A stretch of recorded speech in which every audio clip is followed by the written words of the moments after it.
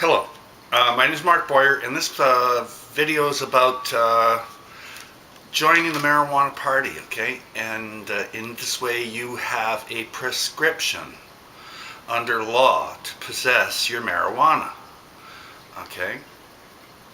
That is a very basic fundamental that they would like you not to know. And what can I say? I'm in court. Finally, after 7 years, a member has actually been busted. I've been making the claim in my site that no member has ever been busted. Well, finally there's one that's been busted.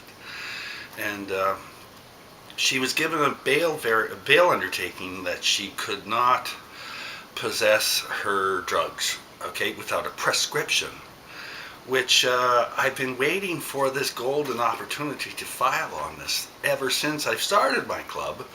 And I've never had a chance, okay? And without a court ruling, it becomes a moot point. You're just there on what's called a color of right, as opposed to a full claim of right, okay? Now the reality is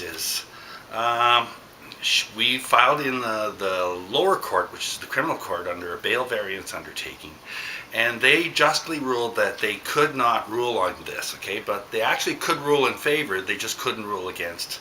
And they didn't rule in favor, which means they sent us packing to the Supreme Court of BC, where we're filing a petition tomorrow, saying that Zoe has a right to call her membership to the marijuana party, which is on one side of the document, and on the other side is pointing out that the rubric of the marijuana party is to protect marijuana beliefs.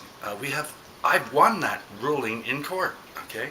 It doesn't limit us just to that, but our rubric has been well defined by a Judge Bruce ruling in 2005 in my activism, that we have, the party has a rubric to stand up to, okay?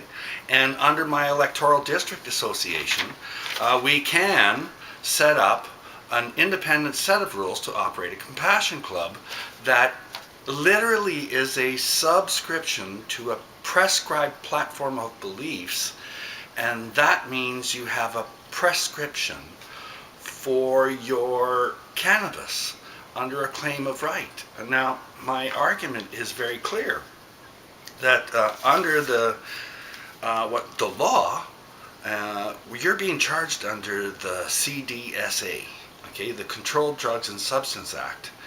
And if you look in the dictionary of Canadian law, there's no such thing as a prescription under the CDSA, okay? And if it's not found in the dictionary of the law, it doesn't exist, okay? There's a prescription for dentists, there's a prescription for pharmacists. Obviously, there's a law, a prescription is defined for methadone under the Food and Drug Act of 1985. And there's a definition of prescription under narcotics, which was done under the Narcotics Control Act, which was struck down in 1989. But the definition for prescription narcotics is still in the code, and actually it doesn't even apply. It's the closest one to apply. But what is important is that there is no definition in the CDSA for a prescription to anything. Which means that what people tout around as an MMAR card is not a prescription. It's a permit. And a permit they can pull at any time they want. A prescription would have to go with a court battle. Okay? So anyone with an MMAR program, just look at the law. You don't have a prescription. You have a permit, which is actually a liability.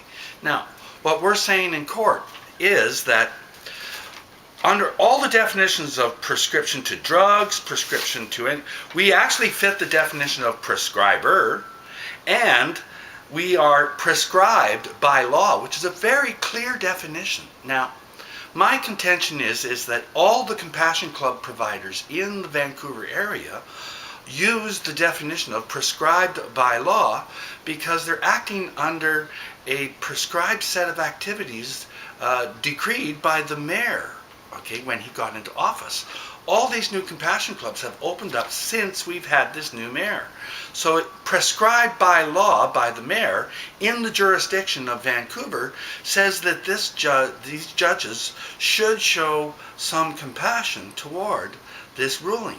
And it would be a good day for everyone in Canada when the marijuana subscription is recognized as a prescription for your beliefs and ethics. And those are very important in a democratic society.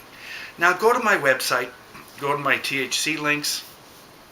There is lots of information posted there. It's the case of Zoe going to court is published on my daily entries on. So basically, go to In Creation We Trust and click along, and you'll see this video. You'll see the court documentation that I'm going to hand in. And basically, we're not asking to have the charges thrown out.